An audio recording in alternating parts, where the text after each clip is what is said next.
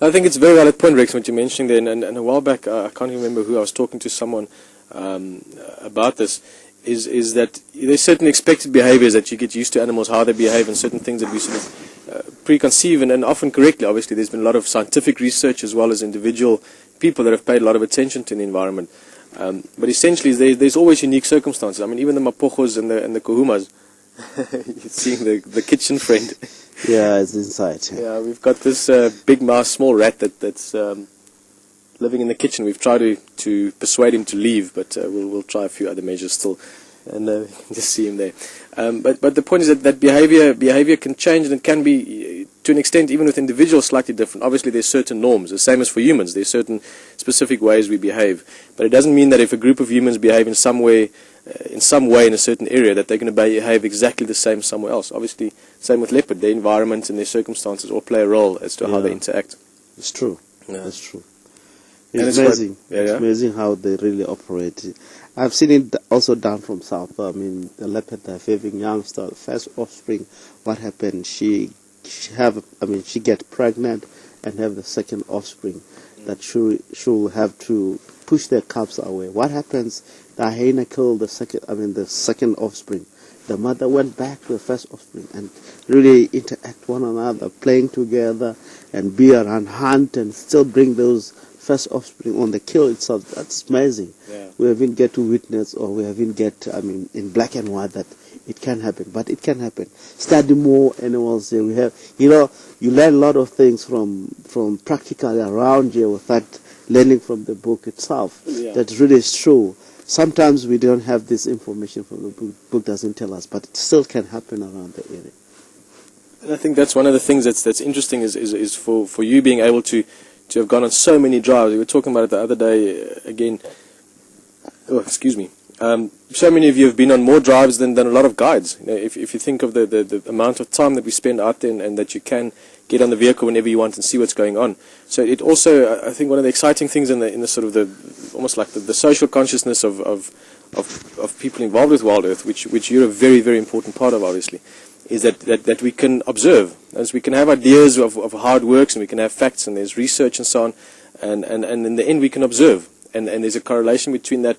We all communicate about it, we all talk about it, and it's an awareness, and we can see things happening as they happen, more and more so. In other words, not just, it used to be only people that researched wildlife. They lived out in the bush for 3 years, and they didn't contact with anyone, and they just did all their research, or guides.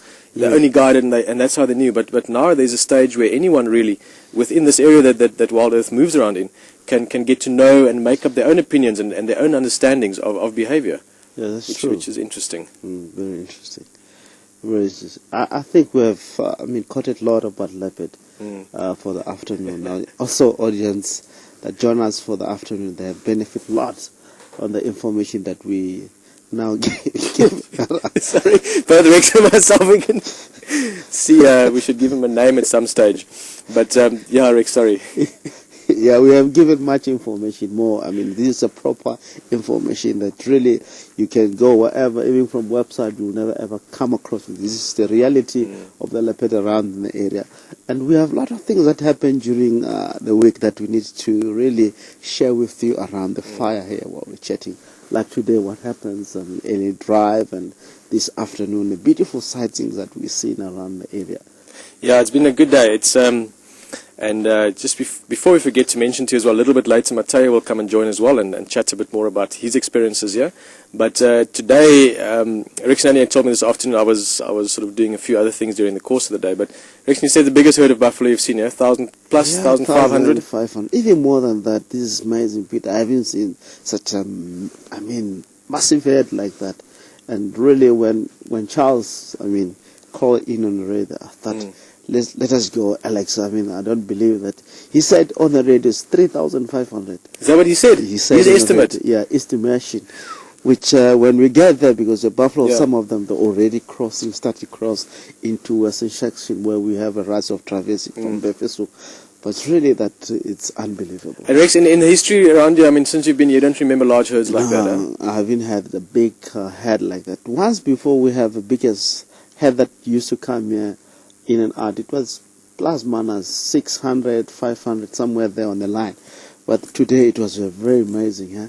I haven't seen, I believe, a quarter of a year on that breeding herd of buffalo. It could be over 100 or 200 youngsters that might be born. Just the youngsters? Just youngsters.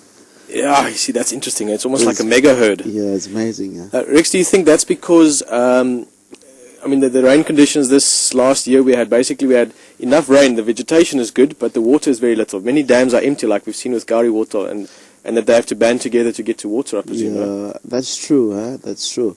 That can happen on that way. And also, a while ago, while we was guiding at Gallagher, I've seen it could be the same herd.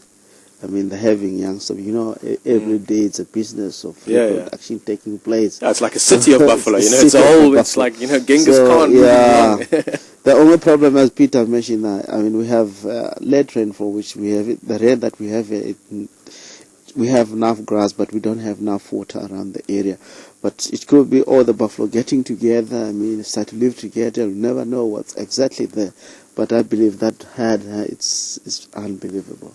Wherever it goes, most of the time in the area where it's got a lot of large pride of lands, they might stick behind that head. I was just thinking exactly that. You've got a whole, almost like a ecosystem in itself. We've got so many buffalo. Think of the amount of oxpeckers that live with them, yes, and drongos and kingfishers, and just everything around it is just a massive thing. Yeah. Unfortunately, in the area where we are, the signal was playing a little bit. We were I was very interested. To come and check around. It's where I believe we might get to see yellow-billed oxpecker on that breeding herd of buffalo that we saw today. Because most of the time, I've seen it before. If you find a big herd, is where you can find this yellow-billed oxpecker. Mainly, we only see around the area the red-billed oxpecker. We haven't seen much.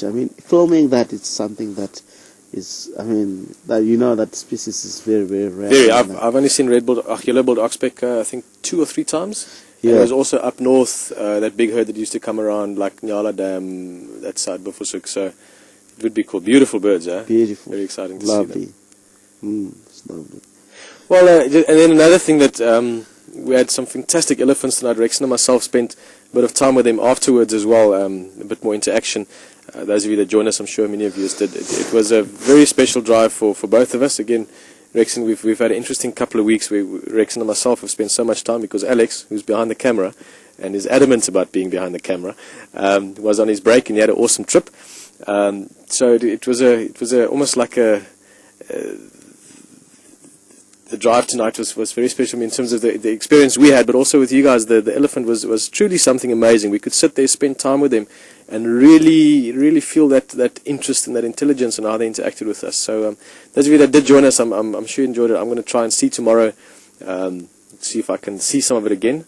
So many of you are recording a lot of the activities we have out here, and it's really appreciated. It does make a huge difference for us to be able to go back and just quickly on the internet hop on and see your take on things as well. The same with the stills. But I reckon you enjoyed it tonight as well, eh? It was very cool. That elephant beautiful. A little bit later on. Yeah. More special elephant on that age. They were very curious with us. Coming to the vehicle. The other part of that elephant activity that caught my mind is when the youngster come and start to play with the trunk, want to really understand what's going on with us. It could be something, that it was amazing. I also recorded that. You can see the trunk is trying to sniff what's around you. Yeah. That's amazing. That was very touching. Beautiful. And a beautiful setting that as well.